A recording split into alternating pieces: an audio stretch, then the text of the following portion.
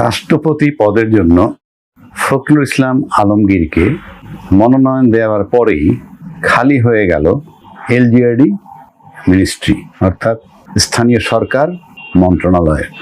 সেই মন্ত্রণালয়ের দায়িত্বে নিয়োগ করা হলো স্বরাষ্ট্রমন্ত্রী সালাউদ্দিন আহমেদ সাহেবকে।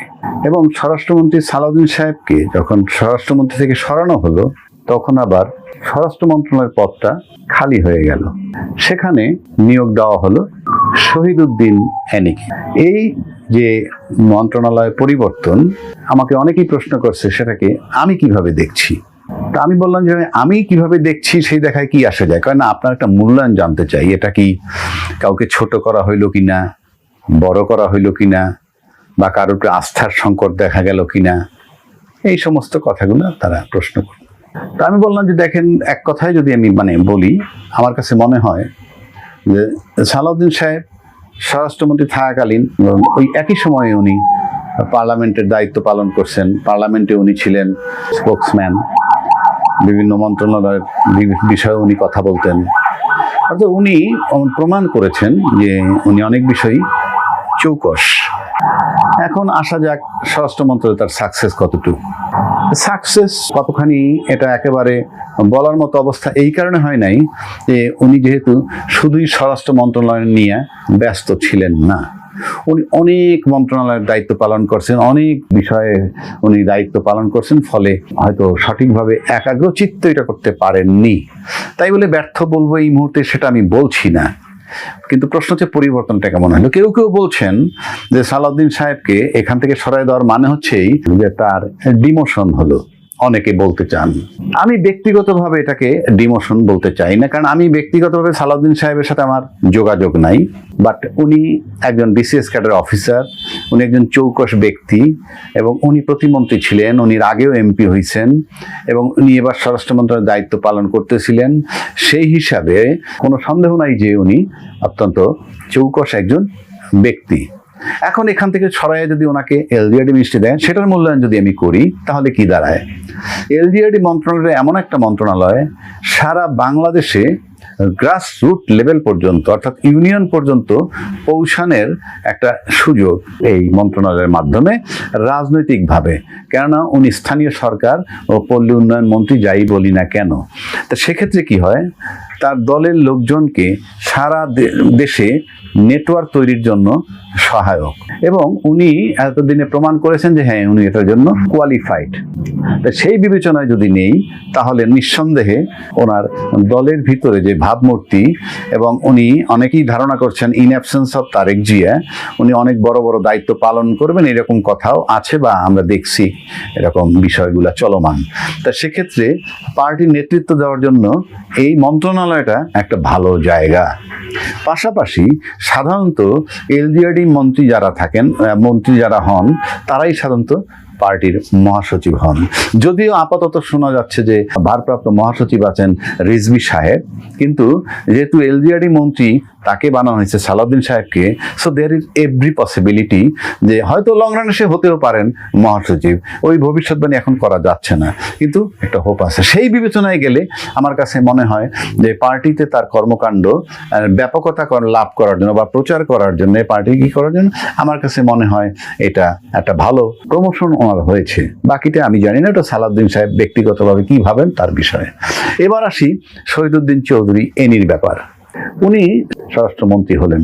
ইনফ্যাক্ট মন্ত্রণালয়গুলোর মধ্যে স্বরাষ্ট্রমন্ত্রী মন্ত্রণালয় একটা থ্যাঙ্কলেস মন্ত্রণালয়, কারণ এখান থেকে সুনাম নিয়ে বের হওয়া খুব কঠিন। এখানে পুলিশের কাজ আছে, গ্রেপ্তার করা হয়, ছাড়া হয়, নানান ধরনের ঘটনা। সেক্ষেত্রে কাকে গ্রেপ্তার করলো, কাকে ছাড়লো না, এতে দলীয় ভাবমূর্তি অনেক সময় ক্ষুণ্ণ হয়। যেমন দলীয় কাউকে গ্রেপ্তার করলো, দেখা গেল এমন একটা তদবির আসলো যে তাকে ছাড়া যাচ্ছে না দলীয় হওয়া সত্ত্বেও। সেক্ষেত্রে দলীয় লোক হওয়া সত্ত্বেও শহীদউদ্দিন চৌধুরী সাহেব একসময় মানুষের ক্ষুদ্র প্রতিক্রিয়া তার প্রতি হইতে পারে, কিংবা তার প্রতি অসন্তুষ্ট হতে পারে। সেটা এই না যে উনি অযোগ্য। শহীদউদ্দিন চৌধুরী এনি আমার জানা মতে উনি একটা ব্রিলিয়ান্ট ছাত্র ছিলেন, এবং উনি যতটুকু আমার মনে পড়ে কোনো একটা বোর্ডে উনি স্ট্যান্ড করেছিলেন। সেই হিসাবে উনি মেধাবী ছাত্র, কোনো সন্দেহ নাই। প্লাস উনি ছাত্র দলের সভাপতি ছিলেন অনেক দিন। তো ছাত্র দলের সভাপতি থাকার মানে কি, উনি যতই, আমি জানি না ঠিক কত বছর, 2, 4, 5, 7 বছর থেকে থাকলে, যখন ছাত্র দলের সভাপতি তখন নতুন যারা ছাত্র দলে ঢুকেছে এরকম একটা বিশাল ছাত্র দলের গ্রুপ উনি দেখে আসছেন। আবার ওই সময় যারা উপর দিকের ছাত্র দলের যারা ছিল তাদেরকে উনি দেখেছেন। সেই হিসাবে কি হয় যে ছাত্র দলের নিয়ন্ত্রণ করার ক্ষেত্রে তার মতো লোকের একটু দরকার আছে। এই কারণে সাধারণত ক্ষমতাসীন দল যখন ক্ষমতায় থাকে, ক্ষমতাসীন যারা হন, তাদের নিজস্ব দলের মধ্যেও অনেক সময় কোন্দল তৈরি হয়, এবং সেই সমস্ত জায়গাগুলোতে গিয়ে স্বরাষ্ট্র মন্ত্রণালয়ের দায়িত্বে থাকলেও পুলিশ তখন একটা স্টেপ নিতে দ্বিধাদ্বন্দ্ব করে। কেন দ্বিধাদ্বন্দ্ব করে? দুই দলই তো সরকারি দলের। ঠিক তখন একটা ভালো ভূমিকা রাখার জন্য এই শহীদুদ্দিন চৌধুরী এনি ভালো পারবেন বলে আমার কাছে মনে হয়। এই কারণে যেহেতু সে ছাত্র দলের সভাপতি ছিলেন, 1 নম্বর সে ছাত্র দলের সভাপতি থাকায় কি হবে, ওই জেনারেশনটাতে নিচে নেন, ছাত্র দল যারা করে তাদের সাথে তার একটা সম্পর্ক বা জানাশোনা তাদের আছে এবং তাদের পালসও বোঝেন, এটাও তাকে সহায়ক হবে। এখন স্বরাষ্ট্র মন্ত্রণালয় চালাইতে গিয়ে অনেকগুলো দপ্তর, এই স্বরাষ্ট্র মন্ত্রণালয়ের অধীনে বিজিবি, এই স্বরাষ্ট্র মন্ত্রণালয়ের অধীনে পুলিশ, র্যাব, ইভেন এনএসআই তার অধীনে, পাসপোর্ট তার অধীনে, এয়ারপোর্ট তার অধীনে, সমস্ত ল্যান্ডপোর্ট, এয়ারপোর্ট সবই তার অধীনে। সুতরাং তার পেরিফেরিটা অনেক বড়, এবং এই সমস্ত জায়গায় বড় বড় রাঘব বলের কাজও আছে, কর্পোরেটরাও কাজ করে, নানান ধরনের কাজ করে। সেখানে উনি কতটা পারবেন কি পারবেন না সেটা হয়তো সময় বলে দিবে। কিন্তু এই মুহূর্তে ছাত্র দলের সাবেক সভাপতি হিসাবে যদি বিবেচনায় নিয়ে থাকে, সেটাও আমার কাছে মনে হয় টু সাম এক্সটেন্ট ভালো হয়েছে। এখন পুরো সরকার কেমন সেই আলোচনায় আমি যাচ্ছি না, আমি বলছি এই মুহূর্তে এই সরকারের যে এই পরিবর্তনটা, মন্ত্রণালয়ের পরিবর্তনটা আমি একটু পজিটিভ দেখছি। এবং প্রধানমন্ত্রী তারেক রহমান সাহেব আমার কাছে মনে হয় এই মুহূর্তে এই মন্ত্রণালয় বদল বা পুনর্বন্টন এই দুইজনের মধ্যে যেটা করলেন, এটা আমার কাছে মনে হয় ভালো সিদ্ধান্ত হয়েছে। তারপরে বাকিটা তাদের ব্যক্তিগত দক্ষতা এবং তারেক রহমান সাহেবের সাথে তারা পরামর্শ করে কীভাবে করেন সেটা দেখার বিষয়। কিন্তু আমার কাছে মনে হয় পরিবর্তনটা ভালো হয়েছে। আবার অনেকেই তো স্বরাষ্ট্র মন্ত্রণালয় নিয়ে একটু বিক্ষুব্ধ ছিল, সেদিক থেকে বিবেচনা নিলেও পরিবর্তনটা দরকার ছিল। তবে আমি মনে করি এই পরিবর্তনে সালাউদ্দিন আহমেদ সাহেব ওনার হয়তো একটা আরো সামনের দিকে আগানোর, অর্থাৎ পার্টির ভিতরে তার হয়তো অবস্থানটা একটা আরো বড় পরিসরে দেখা যাবে বলে মনে হয়, যেহেতু এলজিআরডি মিনিস্টার। আমি সম্পর্ক রাখতে চাই। দেখেন, সম্পর্ক দুই ধরনের ভাই। একটা হলো ভারতের সবই খারাপ, ভারতে খারাপ, ভারতে অনেক কিছু খারাপ, অনেক কিছু খারাপ তো আমাদেরও থাকতে পারে, এটা দ্বিপাক্ষিক ব্যাপার।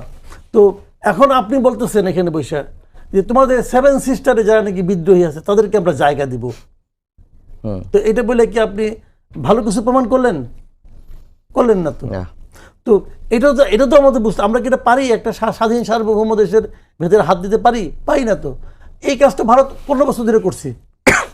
আমাদের এখানে ইলেকশন হচ্ছে না, ভারত তো ইলেকশনের মানে যারা ইলেকশন না করে ক্ষমতা ছিল ওদেরকে সাপোর্ট দিছে, বলছে এটা নাকি তাদের অভ্যন্তরীণ ব্যাপার, এবং তাদেরকে ওটা তো আমাদের জন্য ভালো লাগে নাই। তো এখন সেই জিনিসটা যেমন সত্য, তেমনি এটাও সত্য যে আমাদের বর্তমানে একটা গণতান্ত্রিক সরকার আসছে। হয়তো তাদের পছন্দের সরকারের পতনের কারণে ইউনূস সরকারের সঙ্গে তাদের সম্পর্কটা খারাপ ছিল, খুবই খারাপ ছিল। তারা সেই খারাপ সম্পর্ক এখন কন্টিনিউ করতে চায় না। এখন ইউনূসের সঙ্গে তার কি সম্পর্ক ছিল এটা তো আর বর্তমান সরকারের দেখার ব্যাপার না। বর্তমান সরকার হলো তারা চিন্তা করবে যে ভারতের সঙ্গে কি সম্পর্ক রাখলে আমার লাভ হবে। ভারতের লাভ কিন্তু ইম্পর্টেন্ট, আমার কাছে হলো আমার দেশের স্বার্থ। তো সেই ক্ষেত্রে এই সম্পর্কটা তৈরি করার জন্য কি করতে হবে?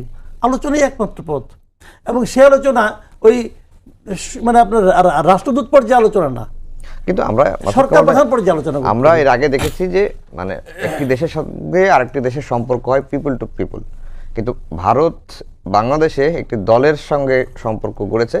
সেই কারণে হয়তো 5 আগস্টের পরে বাংলাদেশের সাথে ভারতের তিক্ততা বেড়েছে। কিন্তু এখন যেহেতু গণতান্ত্রিক সরকার এসেছে, তাদের কূটনীতির কি কোনো পরিবর্তন? আমি বলি আপনাকে, সম্পর্ক পিপল টু পিপল হয় না, সম্পর্ক হয় গভর্নমেন্ট টু গভর্নমেন্ট। হ্যাঁ, এটাই সম্পর্ক হয় গভর্নমেন্ট টু গভর্নমেন্ট। একই পিপল আমাদের এখানে। এই দেশের সঙ্গে শেখ হাসিনা এক ধরনের, এই ভারতের সঙ্গে শেখ হাসিনা এক ধরনের সম্পর্ক ছিল, ভারতের সঙ্গে শেখ মুজিবের এক ধরনের সম্পর্ক ছিল, ভারতের সঙ্গে জিয়াউর রহমানের এক ধরনের সম্পর্ক ছিল না? জিয়াউর রহমান যে কদিনই থাকুক ক্ষমতায়, উনি তো কিছুদিন ক্ষমতায় ছিলেন, উনি তো রাষ্ট্রপ্রধান ছিলেন, ওনার সঙ্গে ভারতের সম্পর্ক ছিল এক ধরনের। আজকে জিয়াউর রহমানের যে দল, সেই দলের সঙ্গে সম্পর্ক হওয়ার প্রশ্ন হচ্ছে। হাসিনার সঙ্গে যেমন সম্পর্ক ছিল, খালেদা জিয়ার সঙ্গে সম্পর্ক ছিল। খালেদা জিয়ার সময় কি ভারতের সঙ্গে আমাদের যুদ্ধ অবস্থা ছিল? তা তো ছিল না রে ভাই। তো এক একটা গভর্নমেন্টের পলিসি অনুযায়ী সম্পর্কটা চেঞ্জ হয়। তো এখন অন্তর্বর্তীকালীন সরকারের সময় যে সম্পর্ক ছিল, আমরা অবশ্যই ভাববো না যে এই বর্তমান নির্বাচিত ভারত তো বলছে যে duly elected government, elected Democratic government, Bharat বলতেছে যে গভর্নমেন্টকে তারা এইভাবে ডিফাইন করছে, তার সঙ্গে সম্পর্ক তো ইউনিট সরকারের মতো সম্পর্ক হবে না। তারা তো ইউনিট সরকারকে ওইভাবে রিকগনাইজ করতো না। জি মোশাররফ ভাই, সরকার ভারতকে আসলে কিভাবে ডিল করছে? ধন্যবাদ আপনাকে, ধন্যবাদ আমার সমালোচক। আসলে বাংলাদেশ একটি স্বাধীন সার্বভৌমত্ব রাষ্ট্র। আমরা মনে করি আমাদের সাথে যে কোনো দেশের সম্পর্ক হবে মর্যাদা এবং সার্বভৌমত্বের ভিত্তিতে, এটা আমরা কিন্তু প্রত্যাশা করি। কিন্তু কেউ যদি আমাদেরকে প্রজা মনে করে, কেউ যদি আমাদের দেশে ইন্টারফেয়ার করে, সেটা তো আমাদের কাছে স্বাধীন দেশ হিসেবে কোনোভাবে কাম্য হতে পারে না।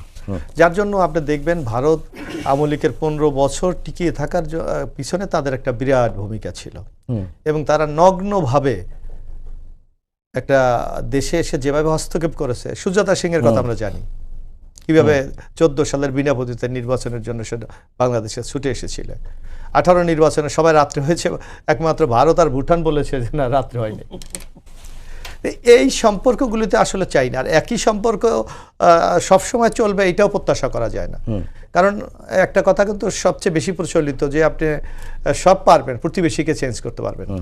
তো সুতরাং ভারত আমাদের প্রতিবেশী এবং বিশাল প্রায় 4000 কিলোমিটার তাদের সাথে আমাদের সীমান্ত। সুতরাং আমরা মনে করি মর্যাদা এবং বাংলাদেশ যে একটা স্বাধীন সার্বভৌমত্ব রাষ্ট্র, এর ভিত্তিতে সম্পর্ক হতে পারে। কিন্তু সেই ক্ষেত্রে অবশ্যই আমাদের স্বার্থকে সম্বন্ধ রেখে আমাদের কাজগুলি করতে হবে। আপনি দেখেন, আমি ওই যে কথাটি আমাদের কামাল ভাই বলেছে যে তাদের যে পছন্দের সরকার চলে গেছে, তারপর তাদের রিয়াকশনটা কত প্রতিবেশী সুলভ হয়নি, খুব নেগেটিভ তারা কিছু কিছু ক্ষেত্রে রিয়াকশনটা দিয়েছে। এবং বাংলাদেশকে একটা মৌলবাদী রাষ্ট্র হিসাবে প্রতিষ্ঠা করার জন্য কিন্তু তারা নানাভাবে চেষ্টা করেছিলেন, কিন্তু বাস্তবে কিন্তু সেটা হয়নি। যার কারণে আমার হয়তো ভারতের একটা উপলব্ধি যে বাংলাদেশের সাথে সম্পর্কটা ভালো হওয়া প্রয়োজন। এই ভারতের পাশাপাশি আমরা দেখলাম যে আমেরিকা, চীন, তারপরে হচ্ছে রাশিয়া, এই যে সুপার পাওয়ার দেশগুলো, এবং বলা হচ্ছে যে ভূ রাজনীতির একটা খেলা চলছে বাংলাদেশকে ঘিরে, সেটিতে বাংলাদেশ কিভাবে পার্ট হবে? না, এখানে তো বাংলাদেশকে আমাদের তো সবার সাথে আমাদের সম্পর্ক রাখতে হবে, নিজেকে কারোর কাছে বিক্রি করে দেওয়া যাবে না, যাতে আমাদের স্বার্থটা সংরক্ষণ করে আমরা করতে পারি। আজকে দেখেন, যদি শেখ হাসিনা, আপনি একটু চিন্তা করেন হাইপোথেটিক্যালি, যদি শেখ হাসিনার এই ব্রিক্স সম্মেলনে দাওয়াত করতে, উনি তো আগে গিয়ে বসে থাকতেন, আগে গিয়ে কিন্তু যে বসে থাকতেন। কিন্তু আপনি দেখবেন যে একটা স্বাধীন দেশের একটা নির্বাচিত সরকার সেটা কিন্তু অ্যাকসেপ্ট করে নাই। কারণ আমাদের দেশ মাননীয় প্রধানমন্ত্রী মনে করেছে আমার সাথে বৈঠক হলে দ্বিপাক্ষিক সম্পর্কের ভিত্তিতে হতে পারে। আজকে দেখেন ভারত কিন্তু তাকে আমন্ত্রণ জানিয়েছে দ্বিপাক্ষিক সম্মেলনের জন্য। আমি মনে করি এইটাই একটা রাষ্ট্রের প্রতি একটা সম্মান দেখানো। তো ভারত যদি উপলব্ধি করে যে না, বাংলাদেশের সাথে মর্যাদার ভিত্তিতে একটা সম্পর্ক তৈরি হবে, আমি মনে করি সেটাকে স্বাগত জানানো। জি হ্যাঁ, মোশাররফ ভাই, ভারতকে ডিল করার ক্ষেত্রে সরকার কি আসলে সঠিক পথে আছে কিনা? ইয়েস, ও সরি, মান্নান ভাই, আব্দুল মান্নান ভাই। হ্যাঁ, না ঠিক আছে, থ্যাংক ইউ। আর সবাইকে ধন্যবাদ জানাই, সবাই তো রাইটলি বলছেন। দেখেন, বাংলাদেশের বর্তমান প্রজন্ম যারা আছে, বিশেষ করে গত 15-17 বছর যারা বাংলাদেশ, যাদের বুঝার বয়স হয়েছে বা ভোটার হয়েছে 15-17 বছর, অর্থাৎ এখন থেকে 18 থেকে যারা 35-40 বছর বয়স, তারা কিন্তু একবারে চোখের সামনে যে ঘটনাগুলো দেখেছে, সেই জিনিসটা কিন্তু রাতারাতি পাল্টে দেওয়া এটা সম্ভব না। এটা ভারত সরকারের জন্য একটা চ্যালেঞ্জ। ভারত সেটাকে চ্যালেঞ্জ হিসেবে নেই কিনা, যে বাংলাদেশের সাথে একটা প্রতিবেশী সুলভ আচরণ, ন্যায্যতা, ন্যায় এবং ইনসাফের ভিত্তিতে একটা সম্পর্ক যে মেনটেন করা দরকার, সেই অনুসূচনা বোধও ভারতের হয়েছে কিনা, এই জিনিসটা বাংলাদেশের মানুষ এখনো কিন্তু মনে করছে না। এখনো মনে করছে না। কি কারণে মনে করছে না? দেখেন, একবারেই সম্প্রতি এই আগস্ট মাসের 5 তারিখে এদেশে মানে ফাঁসির দণ্ডপ্রাপ্ত একজন আসামি তার দেশে ইন্ডিয়াতে একবারে সাংবাদিক সম্মেলন করেছে। তারা বলছে এটা তাদের মানে সরকারি বিষয় না, তাদের প্রাইভেট বিষয়। তাই প্রাইভেট বিষয়ে তো মানে বাংলাদেশে যখন একজন আদালতে একজন আইনজীবী কার্লাইলকে যখন আসতে দেওয়া হলো না, তখন উনি কিন্তু সংবাদ সম্মেলন ইন্ডিয়াতে করতে গিয়েছিলেন, পারমিশন নিয়ে উনি নামতে পারেন নাই, ওনাকে কিন্তু নামতে দেওয়া হয় না, সংবাদ সম্মেলন করতে দেওয়া হয় নাই। তাহলে একদিকে আপনি আমাদের যারা ফ্যাসিস্ট, যাদের জন্য আমরা জীবন দিলাম, হাজার হাজার মানুষ আহত হলো, দেশের অর্থনীতিকে পঙ্গু করে দিয়ে গেল, ব্যাংক লুটপাট করলো, এই যে একটা চক্রকে এই প্রতিবেশীরা কি করে রেখেছে, মানে আশ্রয় প্রশ্রয় দিয়ে রেখেছে। এবং সর্বশেষ ইনকিলাব মঞ্চের উসমান হাদির যে শরীফ উসমান বিন হাদির যে খুনিদেরকে সেখানে কি করা হয়েছে, আশ্রয় প্রশ্রয় দিয়ে সেখানে রেখে দেওয়া হয়েছে। অনেকগুলো বিষয় নিয়ে ইন্ডিয়া তার অবস্থান বাংলাদেশের জনগণের কাছে এখনো কি করতে পারে নাই, ক্লিয়ার করতে পারে নাই। এর ভিতর দিয়ে দীনেশ ত্রিবেদী, যিনি প্রধানমন্ত্রীর সাথে সাক্ষাৎ করেছেন, সাক্ষাৎ করার পরে কিন্তু এদেশে তিনি তেমন কোনো কিছু ব্রিফ করেন নাই জনগণকে। আবার বিএনপির পক্ষ থেকেও জনগণের কাছে খোলাসা করে কোনো কিছু বলা হয় নাই যে এই বিষয়গুলো আমাদের আলাপ আলোচনা হচ্ছে এবং এই কারণে। আর আজকে যে আপনি টপিকটা করেছেন, এই টপিকটার মানে সূত্র কিন্তু ইন্ডিয়ান গণমাধ্যম। ইন্ডিয়ান গণমাধ্যম থেকে আমাদের গণমাধ্যমগুলো কি করছে যে এই ইয়েটা করছে। বাংলাদেশে এখনো বিএনপি আনুষ্ঠানিকভাবে কোনো পররাষ্ট্র মন্ত্রণালয় বা বিএনপির দল হিসেবে এরকম কোনো মানে তথ্য আমরা মনে হয় পাইনি। আপনারা পেয়েছেন কিনা জানি না। তো এই অবস্থায় এসে একটা মাঝখানে কিন্তু একটা গ্যাপ আছে। আবার মাসুদ কামাল ভাই গল্পচ্ছরও বলতেছিলেন আগে যে না আমি নিশ্চিত যে এটা যাবেন এবং হবে। হ্যাঁ, হতে পারে, এই জাতীয় জিনিস হতেই পারে, কারণ রর প্রধানও এসেছিলেন, হয়তো বা কোনো না কোনো ক্ষেত্রে এখানে কোনো মানে স্ট্র্যাটেজিগতভাবে ওনারা সব কিছু এখন ক্লোজ না করে আলাপ আলোচনার ভিত্তিতে যদি পজিটিভ ফলাফল বাংলাদেশের জনগণের জন্য প্রধানমন্ত্রী আনতে পারেন, সেই পর্যন্ত অপেক্ষা করার জন্য হয়তো বা এটাকে কি করে রেখেছেন। তা আমি মনে করি প্রতিবেশী পরিবর্তন করা যায় না, আমি সবার সাথেই একমত। এই প্রতিবেশীদের সাথে বাংলাদেশের প্রতিবেশী পরিবর্তন করা যায় না, কিন্তু প্রতিবেশীর স্বভাব পরিবর্তনে বাধ্য করা যায়। কারণ প্রতিবেশী মানে যে কাজগুলো করেছে, দেখেন এই স্বভাব পরিবর্তনের জন্য ম্যাডাম জিয়া কিন্তু অনেক বড় রিস্ক নিয়েছেন। ভারতের রাষ্ট্রপতি তৎকালীন প্রণব মুখার্জির সফরের সময় যে হরতাল ডেকেছিল বিরোধী দলগুলো, সেই হরতালে যখন হোটেলে ওনার সাথে সাক্ষাৎ ছিল, ম্যাডাম জিয়া কিন্তু সে সাক্ষাৎ কি করেছিলেন, বাতিল করেছিলেন। তার মানে হচ্ছে এই জায়গায় আমাদের কিন্তু ন্যায্যতার ভিত্তিতে বাংলাদেশের জনগণের মান এবং সম্মানকে কিন্তু রক্ষা করেছিলেন। আর বাংলাদেশ এখন কিন্তু শুধু ইন্ডিয়ার দিকে চেয়ে নেই, ইন্ডিয়া তো দীর্ঘদিন ধরে আমাদের মানে দিক থেকে মুখ ফেরাই নিয়েছে। এই দীর্ঘ শেখ হাসিনা মানে 2 বছরের বেশি সময় হয়েছে, আমাদের ভিসা দেয় না, আমাদের অনেক কিছু দেয় না। তো তারপরেও তো বাংলাদেশ চলছে, বাংলাদেশ তো থেমে নেই, একটা দেশ কখনো থেমে থাকবে না। আমরা মনে করি যে প্রধানমন্ত্রী বাংলাদেশের মানুষের মান সম্মান ইজ্জত পালস সবকিছু হিসাব করে সফর নির্ণয় করবেন। না হলে এই সফর যদি তার জনপ্রিয়তার ক্ষেত্রে এবং দল হিসেবে বিএনপিকে চ্যালেঞ্জে ফেলে দেয়, তাহলে এই সফর বিএনপির জন্য বুমেরাং হবে। জি, মাসুদ কামাল ভাই, শেখ হাসিনার প্রত্যাপনের সমাধান না হওয়া পর্যন্ত তারেক রহমানকে ভারতে যেতে মানে তারেক রহমান ভারতে যেতে পারবেন না। এনসিপির আহ্বায়ক নাহিদ ইসলাম এটি বলেছেন। শেখ হাসিনার প্রত্যাপনের সাথে ভারত সফরের সম্পর্কটা আসলে কি? দেখেন, এখানে নাহিদ ইসলাম যেটা বলেছেন, উনি এনসিপির প্রধান, উনি ওনার মতো বলেছেন, এটা ওনার পলিটিক্স, এটা নিয়ে আমি মানে অত সিরিয়াসলি নিচ্ছি না। বাট মূল ঘটনা হলো যে এটার সঙ্গে ওটার সম্পর্ক কি? সম্পর্ক নাই, আবার আছে। সম্পর্ক নাই, আবার আছে। মানে আমার ওই ভদ্র মহিলাকে যদি কখনোই ওনারা ফেরত না পাঠান, মানে এটা হলো কি প্রত্যার্পণ, যদি প্রত্যার্পণ না করেন তাহলে কি আমার ভারতের সঙ্গে সম্পর্ক রাখবো না? ওই মহিলা কি এক নাম্বার ইস্যু হতে পারে? আমি মনে করি না। ওনাকে যদি ফেরত না দেয় আমাদের কি লস হবে?